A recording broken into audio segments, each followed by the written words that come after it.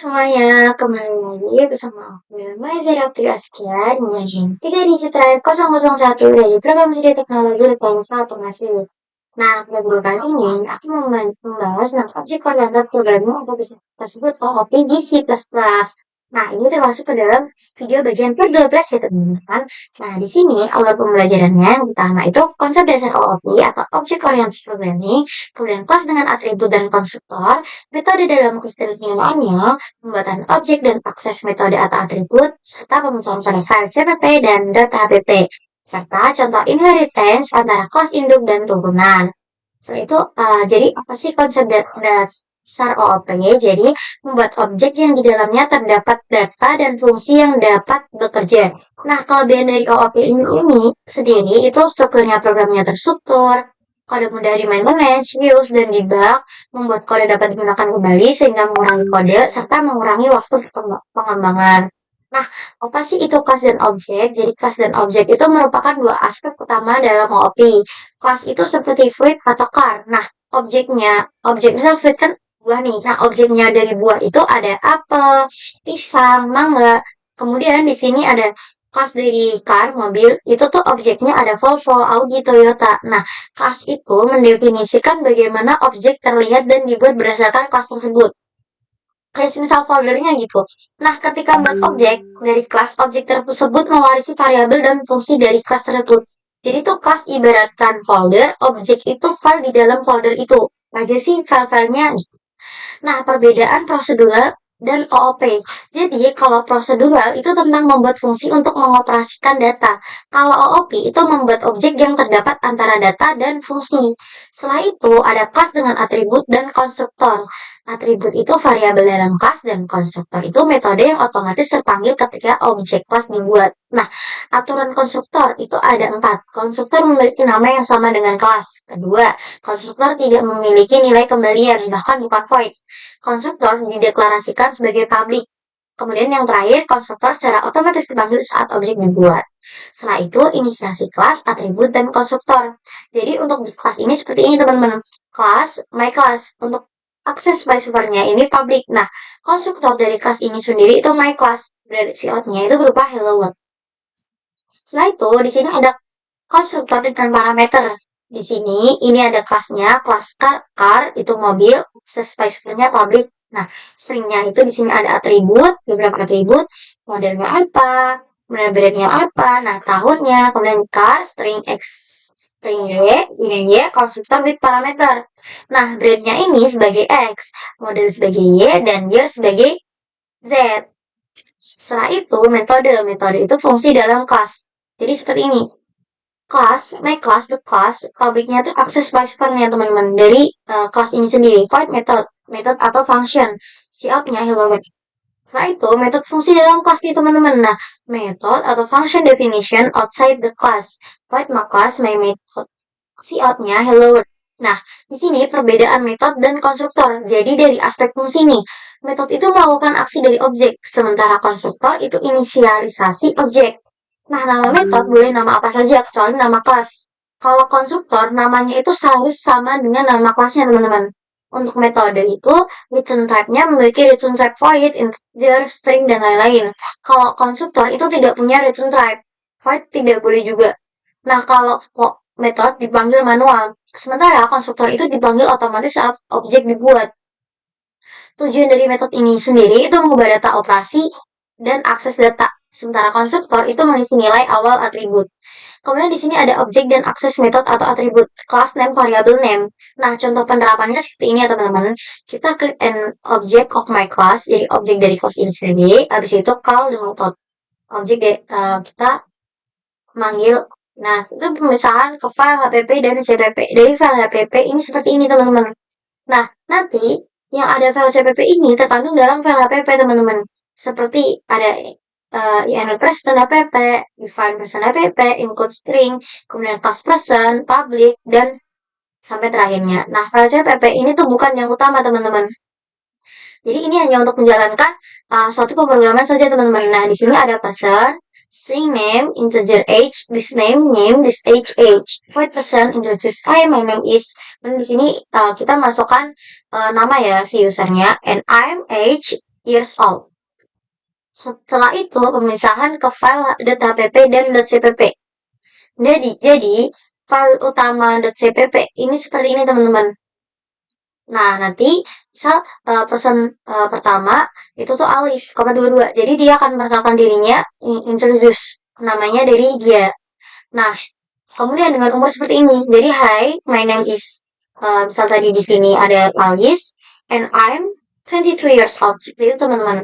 Nah, kemudian ada contoh inheritance antara kelas induk dan turunan. Inheritance itu bisa menggunakan kembali atribut dan metode dari kelas lain. Di situ ada base class, kelas induk, dan derivative class, file.hpp dan .cpp. Nah, tujuannya itu biar kode rapi. Nah, seperti video penjelasan sebelumnya, untuk .hpp itu deklarasi kelas, sementara .cpp itu di sini berfungsi sebagai definisi fungsi atau metodenya. Nah, bagian utama itu main.cpp, cukup memanggil file header aja ya teman-teman. Kemudian di sini ada contoh inheritance atau pewarisan. Jadi inheritance itu kelas turunan mewarisi atribut atau metode dari kelas induk. Nah, contohnya di sini ya teman-teman. Nah, di sini kelas turunannya apa nih teman-teman? Mewarisi atribut dan metode dari kelas. Nah, di sini ada kelas vehicle. Nah, di sini kelas dari vehicle ini sendiri ya teman-teman. Kemudian public string brand, kemudian void home, code tutut, kelas car, public vehicle, public string model. Nah, jadi kelas car itu otomatis punya brand dan home dari vehicle. Di sini aku mau langsung jelasin pada pemrogramannya. Di sini aku mau buka yang video ke-12 ya teman-teman. Nah, di sini aku mau langsung buka Visual Studio Code.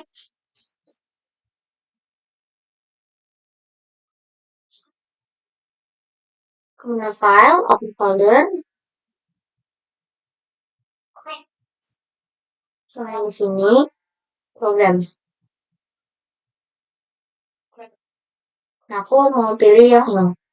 Nah, jadi di sini udah ada beberapa ini ya. Yang pertama, aku mau jelasin dulu yang coba OOP ini, teman-teman.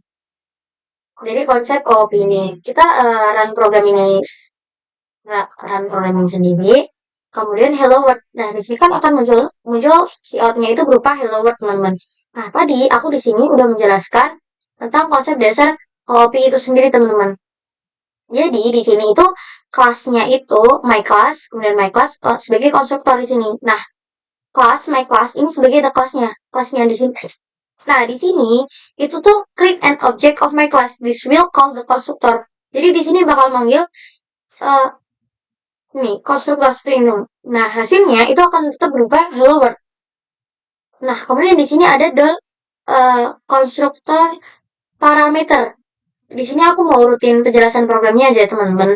Nah, kemudian di sini aku bakal run kodenya.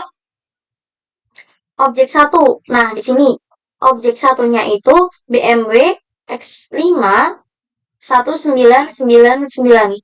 Nah, jadi printoutnya tuh seperti ini teman-teman nanti keluarannya. Sesuai sama yang create car object and call the constructor with different value. Jadi seperti ini. Brand itu dalam X, model Y, dan year Z.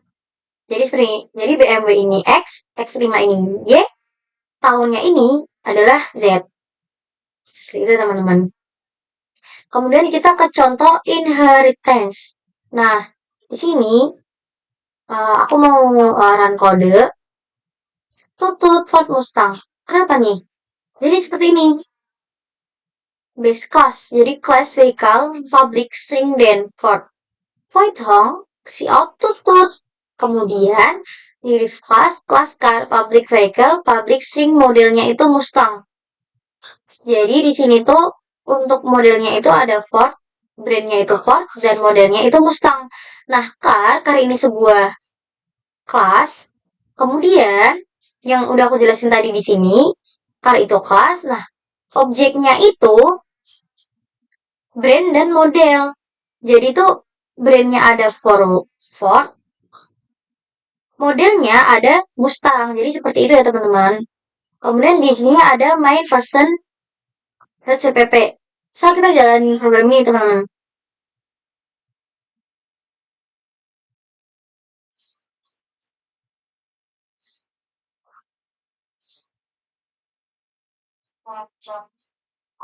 Oh,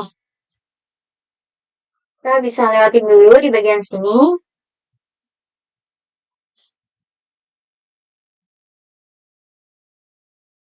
Kita bisa klik seperti tadi ya teman-teman. Ini aku skip dulu. Nah, di sini tuh kalian bisa langsung runnya itu kayak tadi ya teman-teman. Pada video selanjutnya, di sini kan aku nggak apa, aku bisa tulis di sini G++, kemudian main. Kita klik nama filenya ini, ketik nama file main person, yaitu .cpp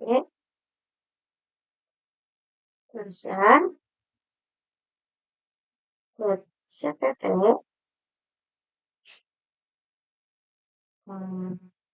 person .http of main .exe. Kemudian klik enter. Setelah itu kita klik yang ini ya teman-teman, main.exe.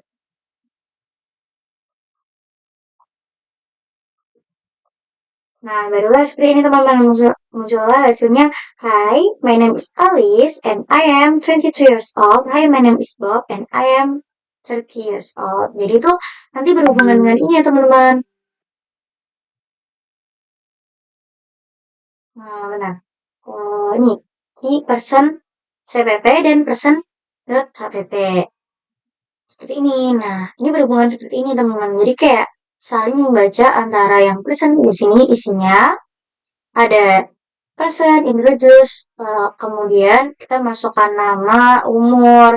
Nah, kemudian nanti di sini si outnya itu berupa Hi, my name is yang udah ada di masukkan di sini teman-teman. Jadi seperti itu untuk penjelasan pada video kali ini. Setelah itu kita akan lanjut ke yang metode di opp.cpp ini teman-teman. Nah, untuk tahap ini, itu tuh sama aja seperti tahap ini ya teman-teman. Kalian bisa lakukan, nah ini.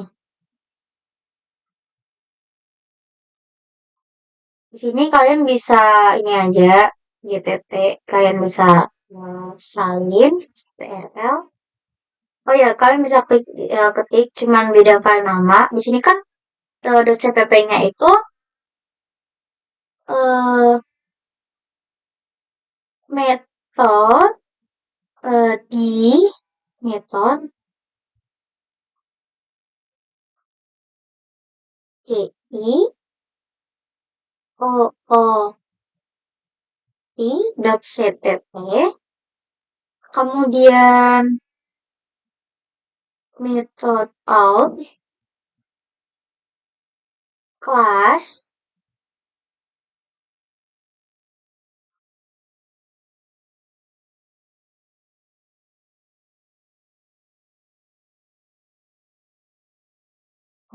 kelas kelas.cpp, kemudian main enter. Bentar. Ini ada yang kesalahan ya teman-teman, bisa. Oh ya, untuk program yang ini kalian bisa langsung run aja pada kode runner ya teman-teman, nggak perlu ngetik tadi. Nah, run kode. Nah, kemudian di sini muncul hello. Jadi seperti itu. Sekian penjelasan dari aku, kurang lebihnya mohon maaf. Jika kalian ada pertanyaan, kalian bisa tanyain di bawah ya teman-teman. Wassalamualaikum warahmatullahi wabarakatuh. See you in the next video teman-teman. Bye-bye.